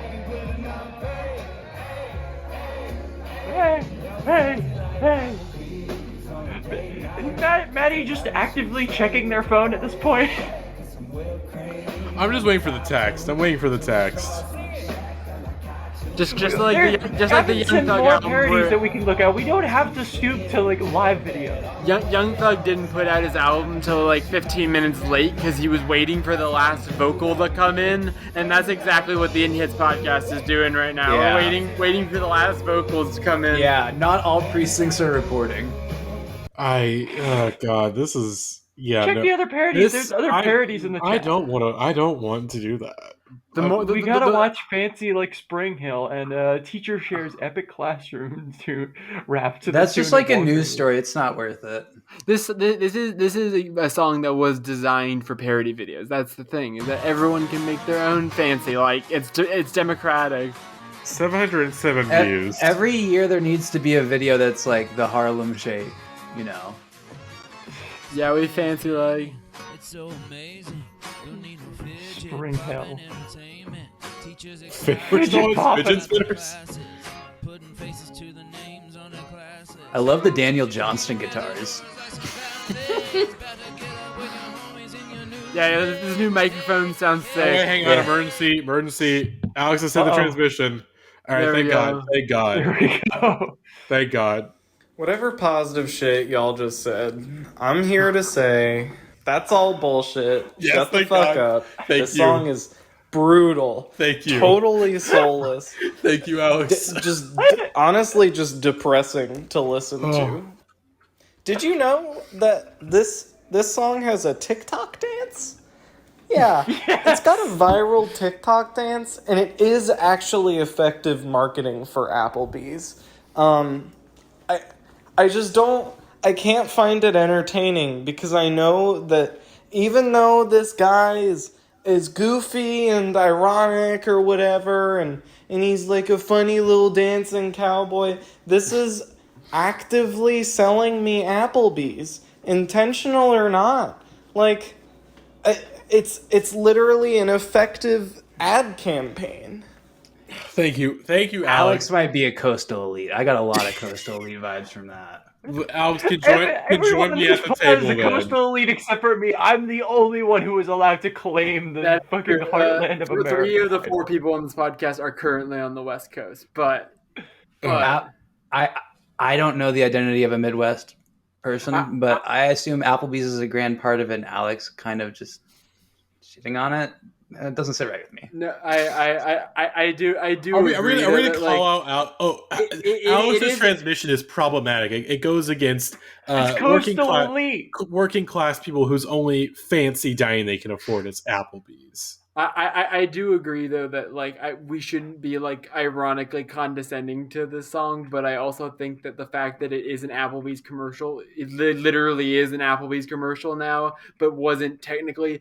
I like this infinitely more than Renegades is what I will say. Like as far as something being designed for a commercial, at least this one he has the plausible deniability of I believe this man has eaten some Applebee's in his life and probably uncritically enjoys chain restaurants because he's just not thinking about how kind of depressing it is for there to be this hit song that's just basically an Applebee's marketing campaign. But like I think he's just like, you know what's good is a Bourbon Street steak and an Oreo shake, and I'm gonna make a song about that. He wants this girl. This girl is asking him to dip her like fries that are frosty. And the whole point of the song is that he understands that you coastal elites don't think this is fancy, but this makes me happy. And I think coming from an actual corporation, that immediately feels so fucking. And I think he's gross. partially kind of joking anyway. Like he knows there's actual fancy. Maybe it's like Midwest elite. Like, oh yeah, my girl don't care if we get Wendy's. How do you feel about that in New York, New York?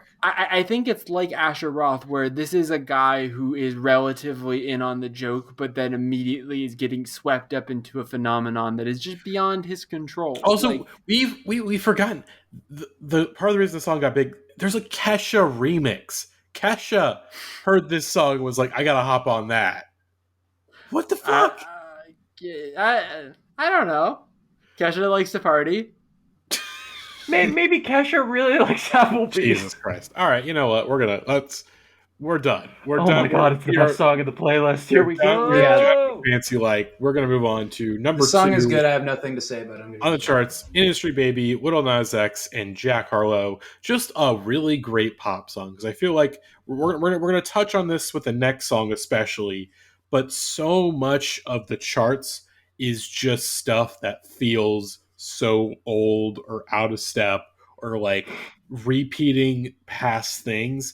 Like Fancy Like it's just your standard. If anything, Fancy Like is just it's your standard fare bro country ass song.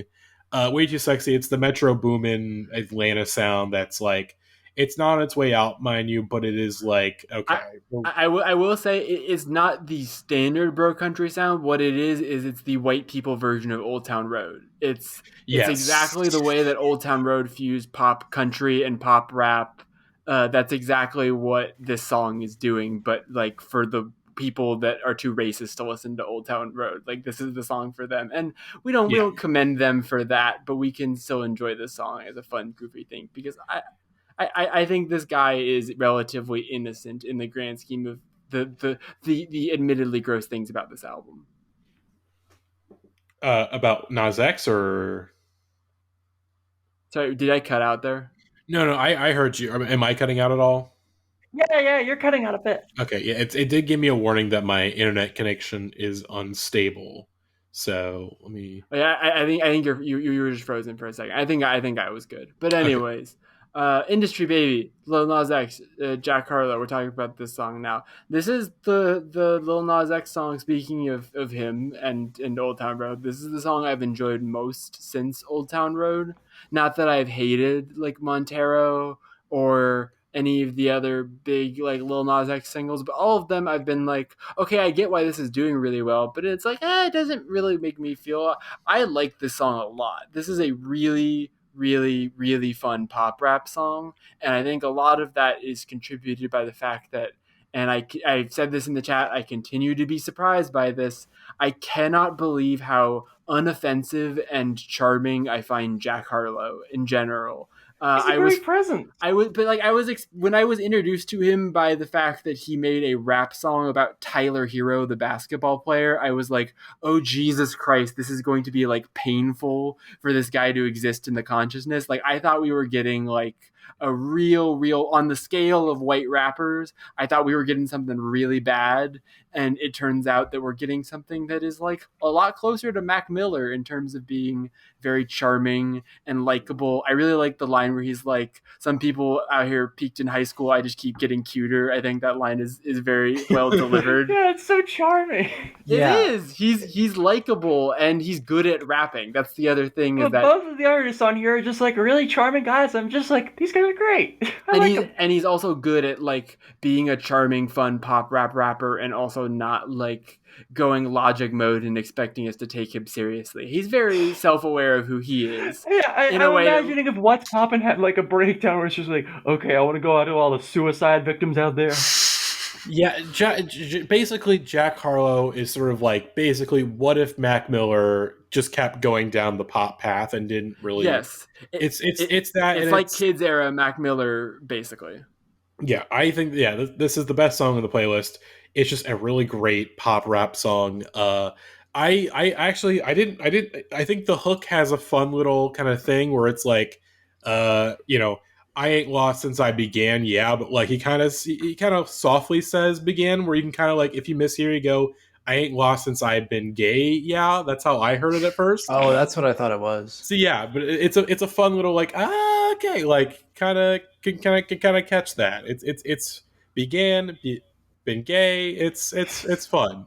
This is Lil Nas X is a charmer, and honestly, I prefer him to some of the really just fucking stale personalities. I'd rather have a kid who posts fan cams and does stupid shit all day. Than, like when we talk about like people who are like pushing pop music forward, like, hey, these are Nas X is like surprisingly one of those people that isn't just like, I'm just gonna hop on a trend. It's like Nas X has, I will admit, like has and is gonna have way more staying power that I think people expected. Like, this song is great. I think Montero is pretty fucking great in my opinion. I think this album is also pretty good too. It's a decent pop record. He's got legs. Like the thing I really like about this song is like the production of it, because as someone who spent most of my 2010s living in the wake of the Tonight EP and of horns hip hop and horns trap music and like brah brah brah like horn sounds to be epic, a lot of the time it can be really poorly executed, as we've learned over the decade, and like I now tend to bristle at that because it's become played out. But I think it's so well executed in this song where it doesn't overtake Lil Nas X and Jack's like personality and their vocals. It's really well mixed, and I think that it just works super duper well. This is definitely one of my favorite songs of the week. I like it a lot. It's a great, fun, great pop song. Not much to add. Lil Nas X stays winning. If the music scene had more Lil Nas X's and less Six Lakhs, it'd be a better place. That's true, generally. Sorry to also a really great music video for this song, by the way. Great video. Nas X, that one rocks. Probably, like, not to be all music industry person, but just their marketing skills just genuinely impressive. How good they are at marketing themselves. I'm always consistently. I'm impressed because it's not fake. It's like, this is just like He's just having fun. He's just doing his shit. Like this is what you get from being down in the stand trenches for enough time. You know how people do this. He knows how to both authentically be himself while also being incredibly calculated and like ready for internet warfare. And he's so good at it. Like the whole every one of his videos now is like a really well crafted Twitter bait post. He's just he's just drawing out the dumbest people. He knows how to immediately cut off people's criticism by being the first to make it, but in like a really funny way that you're just like, oh yeah.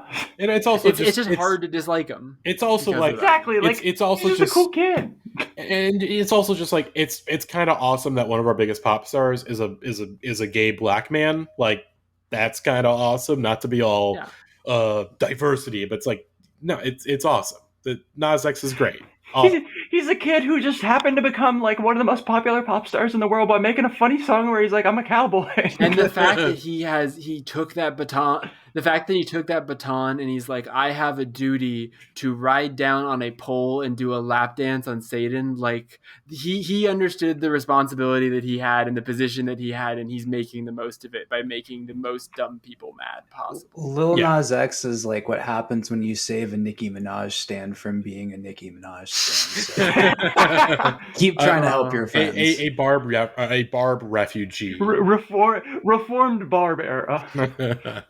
Well, we have two more songs. He's back, folks. We have two more songs. So, of course, we're talking about our number one, which is Stay by the Kid LAROI and Justin Bieber. And then one more song after that, which was number one last week, that we felt like that it's out of the top 10, but it is one that I feel like it's important to talk about if we're going to talk about like pop music in an episode.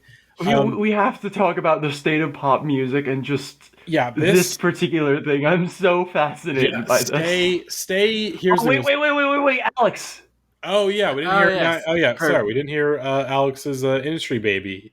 Their industry baby. Let's hear it real quick. Lil Nas X is so cool. That's right. Actually, before can we let's start off the discussion of "Stay" by the Kid LAROI and Justin Bieber. Let's play Alex's transmission to kick us off. Why not? Let's do it. Oh wow! Oh wow! I'll be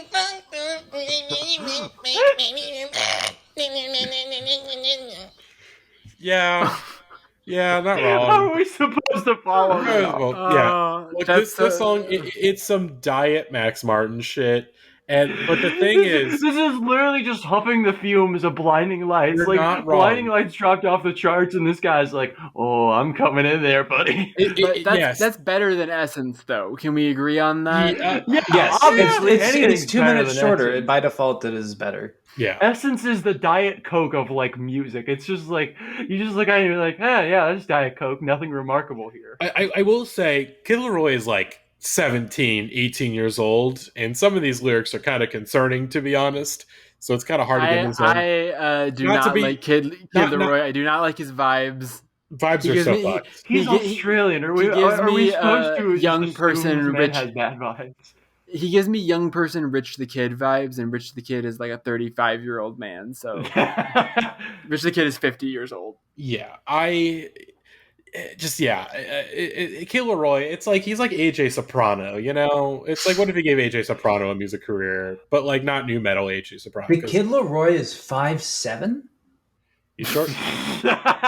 he is a child. He is like a literal child, I think. Yeah, 18. I think this song is much less offensive than Essence because I'm almost certain that this song is straight up ripping off an 80s song, and I cannot place what it is. It's not Take On Me, which obviously Blinding Lights sounds kind of like Take On Me, but like I cannot for the life of me place what 80s song it is that the melody riff that is the core of this song it comes from. If you listeners of the podcast want to at me on Twitter and tell me what song you think it sounds like, I would love to hear suggestions. But it's fine because they clearly just like are ripping really successful tried and true pop structures in a way that is just like, okay, like, yeah, it's fine. I was confused because I originally thought that the playlist was backwards and that Essence was the number one song, and I was like, what the fuck? Like, but this makes more sense as a number one. No, sorry, I just did it that way because I thought a countdown would be more fun. Yes, but no, this song makes much more sense as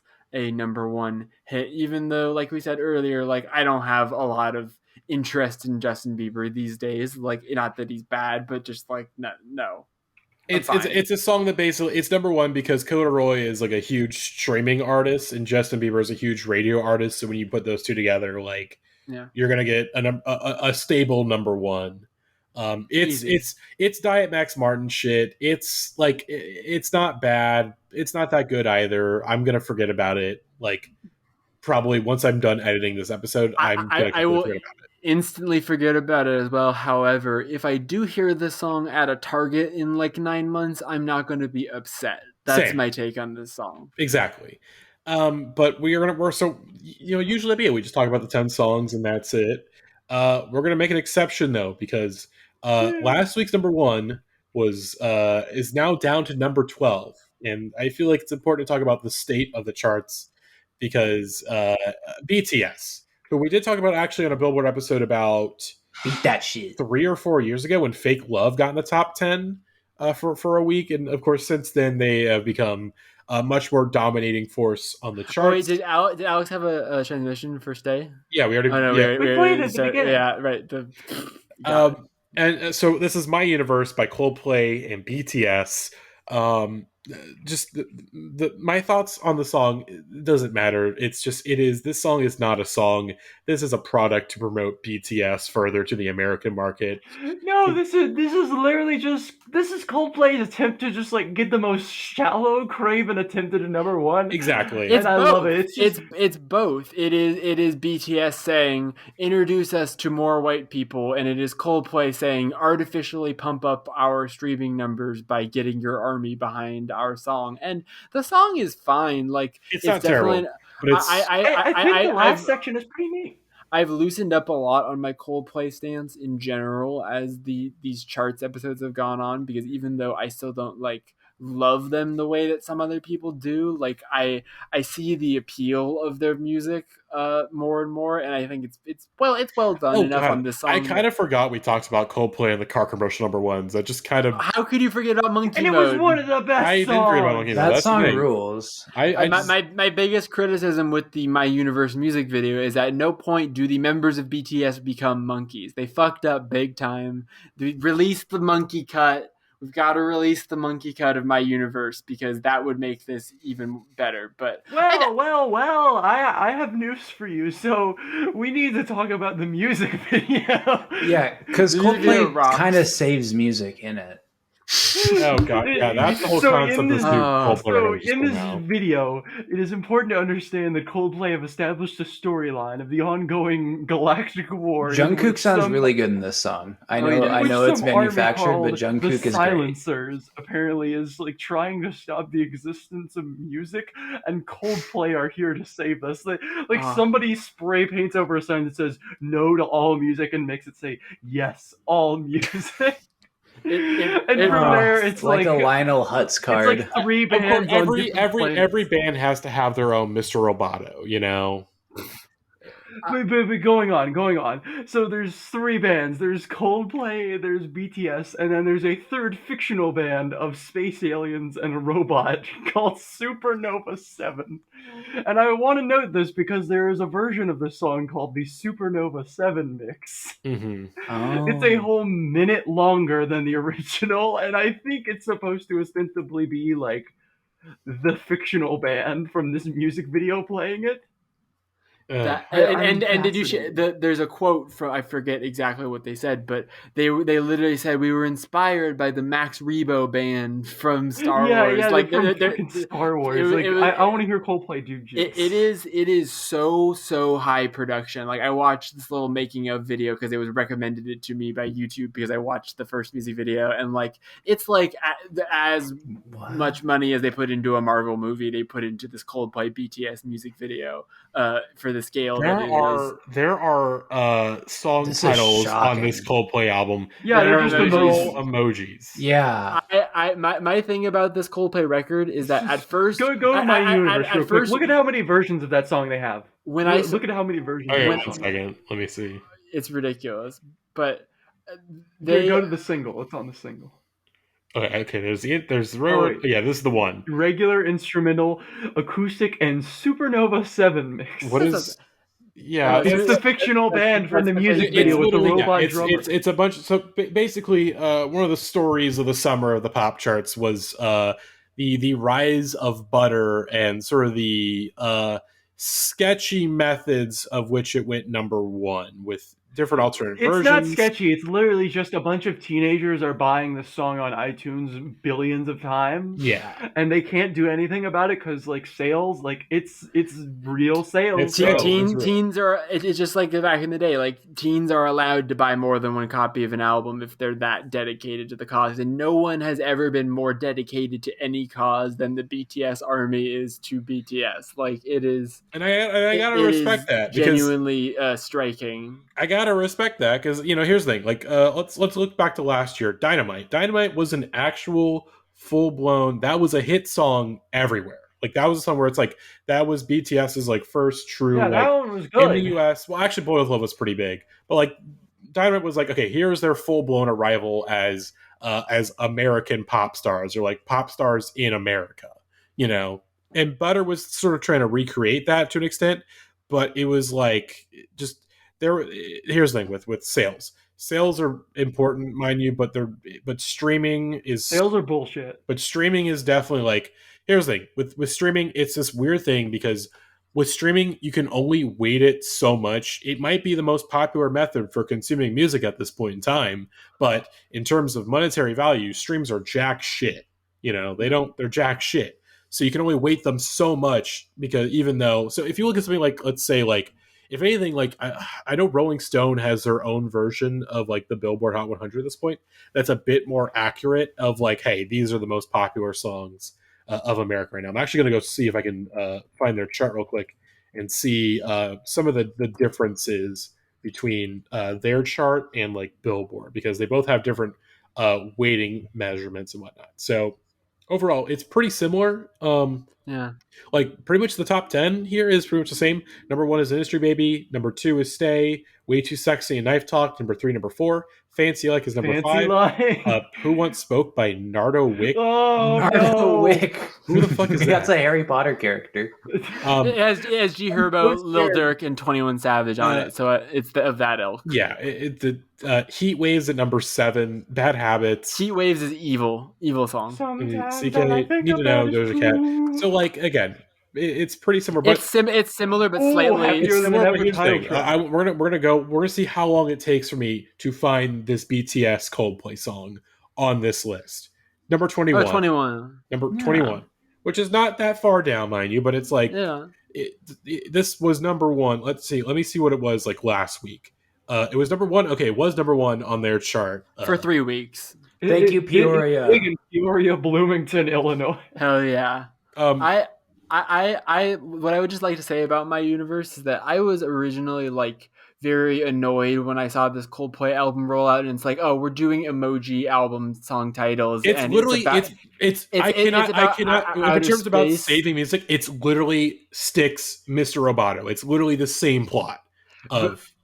But the thing I love about this and the thing I didn't understand about Coldplay that frustrated me at first when AJ cracked it open to me for that their dumb guy Radiohead, it's basically like this is the most overcooked and undercooked album concept of all time, and instead of hating that, I kind of admire it because the perfect example is that like there's this whole like science fiction movie ass text that you read at the start of this music video that's like there is a world where there is no music and Coldplay is here to save the music and the stars and the spheres and the planets and Star Wars Max Rebo Band, and then the song is the most fucking normie space metaphor you could ever possibly come up with. It's like you are my universe girl, I love you, let's play this song at some boring white people's wedding reception. reception. Get all the monkeys dancing to it. That's all you need. You get and like a nondescript groovy beat, and like that's what this song is. And it's not great. It's definitely not one of my favorite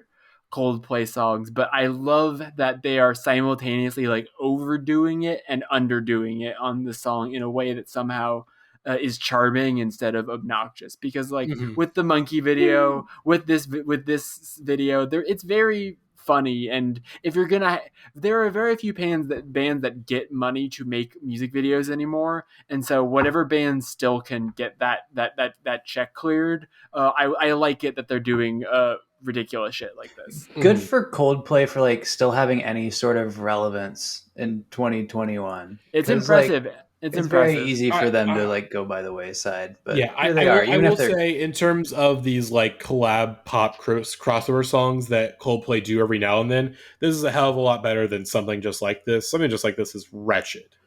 And more importantly, if you compare something like this to, say, I don't know, and not to simultaneously promo an upcoming Indieheads series, late period Maroon 5 pop collaborations. Oh yeah, Maroon 5 way worse. For example. So like when you judge it by that bar, which is maybe not it's a very fair low bar for Coldplay because that's like it's too low of a bar. We should maybe have a little bit higher standard for Coldplay because they can write really, really good pop music when they're putting their mind to it. This isn't as good as I don't even remember the name of the monkey song. I just Adventure of a Lifetime. Adventure of a Lifetime. Like Adventure of a Life. This is like Adventure of a Lifetime with BTS, and I like BTS. Like if this song didn't have, I feel like that's giving too much credit to this song. This song it is perfectly standard fair. It's not the worst it's not the worst Coldplay song, but it's not as bad as like Coldplay's contribution to it is worse than their usual. It's a little sleepy in the terms BTS of, like, carries the song.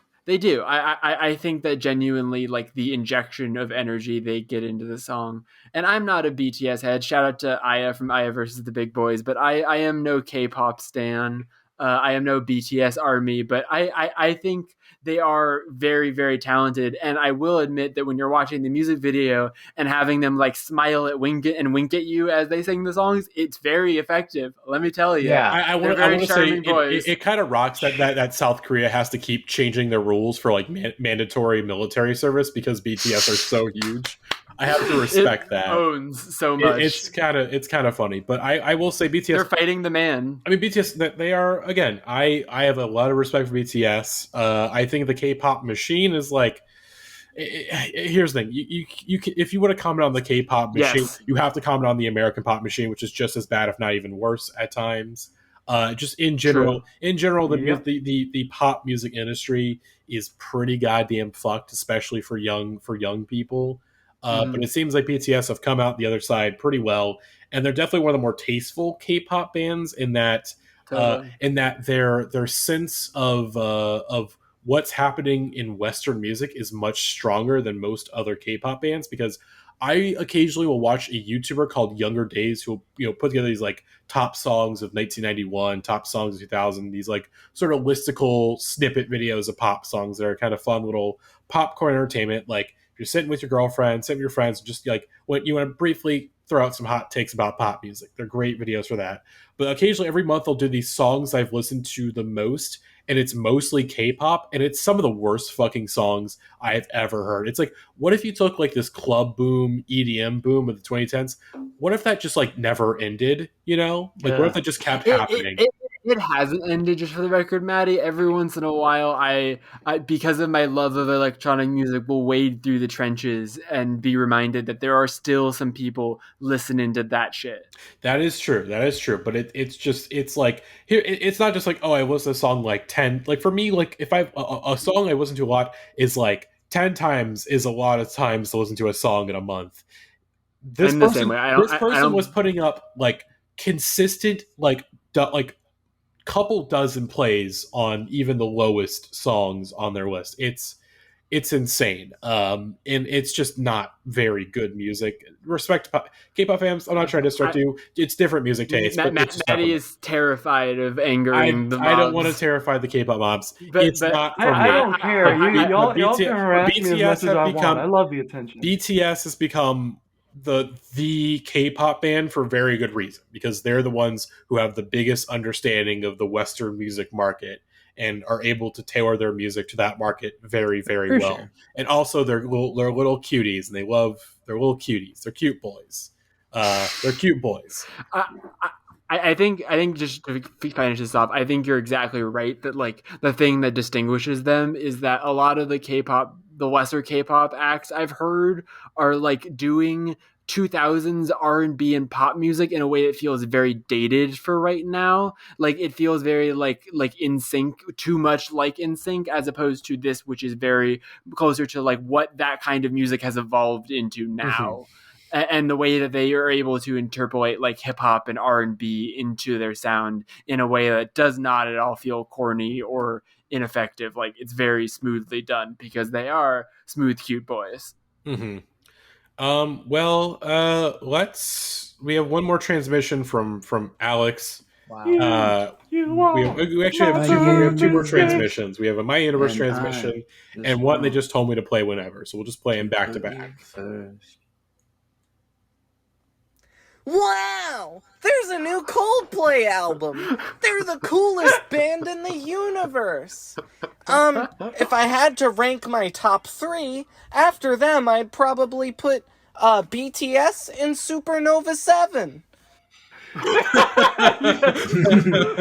And before we're gonna wrap up this episode, but this is Alex's message to us. I'm sorry I was mean about the Applebee's Cowboy song. Of course it's funny, I just can't enjoy it. Yeah, I'm with you, Alex. Thank you, Alex. I'm with you, Alex. But yeah, that is it for the episode this week. Of course, this is our first post proper 90s rock number ones episode. Wow. So glad to kind of, like I said, the 90s rock number ones, a lot of fun, but I'm so glad it's over. I'm so glad that I can go back to enjoying good music again. Which no. Oh no.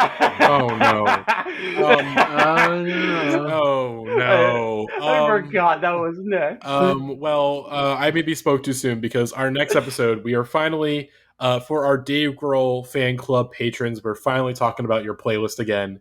And we've got quite a gauntlet to get through, because our patrons have understood that the theme of this podcast is torture your friends. Yes. Matty, I have a proposition for you. You can either do that playlist, or you can come on the other podcast that's recording that Friday, which is all Big Thief.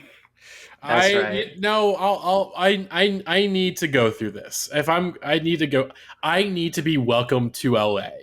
As our next episode, this man hates Big Thief so much. Our next episode will be my LA welcome, as I believe patron. I'm trying to remember if it's a Razorhead Baby or if it's Josiah. I believe it's Matty. It was. I believe it's Matty. No, Tony DiSerafino, who I believe Tony has put together an LA welcome featuring the hit stars of the movies, as we're going to be talking about songs from movie stars like Jeremy Renner, Brie Larson. There are multiple Jeremy Renner songs. The Bacon Brothers. Corey Feldman. Oh. Robert Downey Jr., Corey Feldman, Joe Pesci, Carice Van Houten, Brooke Hogan, and Jeremy Renner one more time. I'm so glad that Joe Pesci is in here, because otherwise this would just be like pain and suffering, and Joe Pesci is going to be the oasis in the ocean.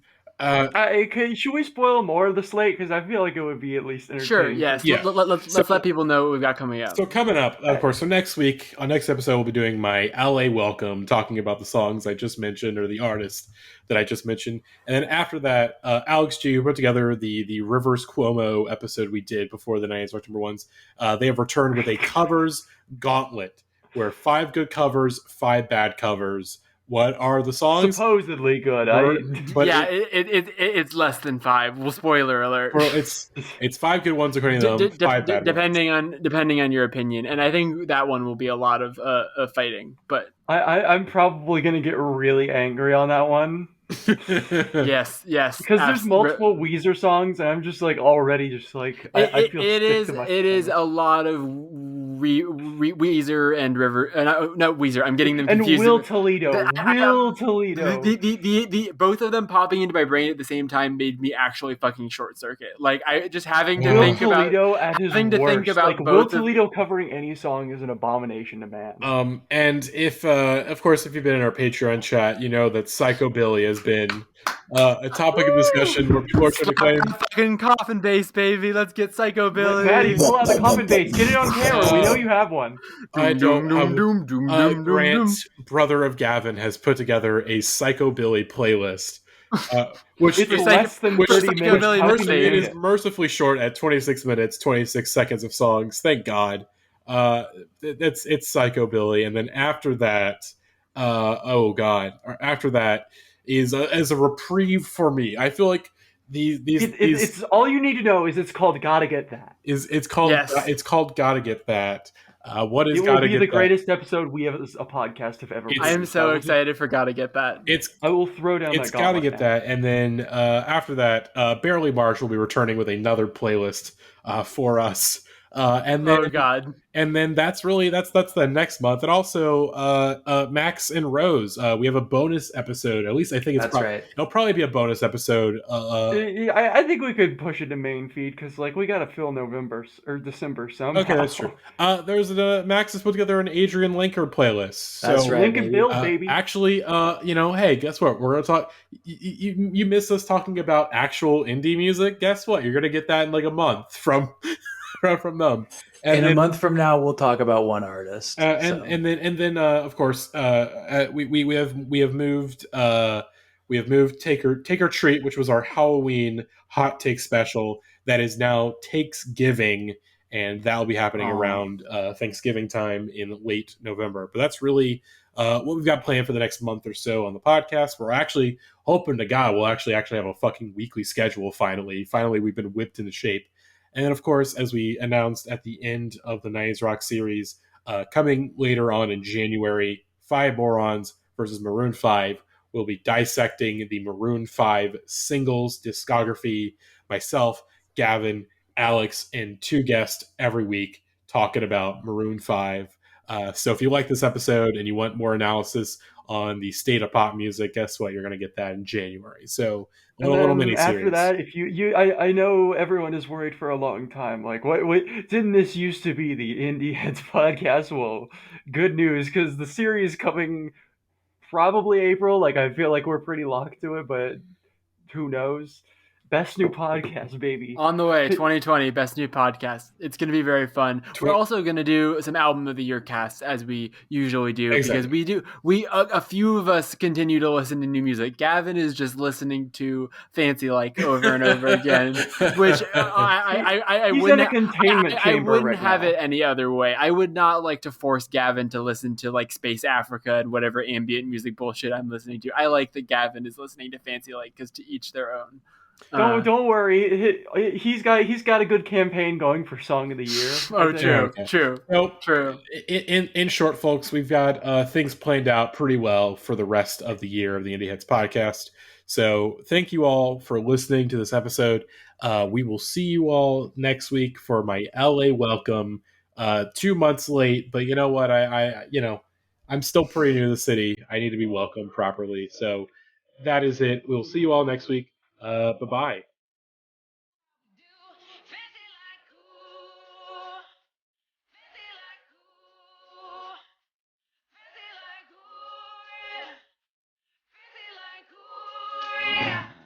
Oh, I don't need no Bentley to impress me. I'll ride the bullet to the party like a jet ski. Boy, put that dumb down. Take me to Waffle House. Give me those cheap thrills chilling in the deep south.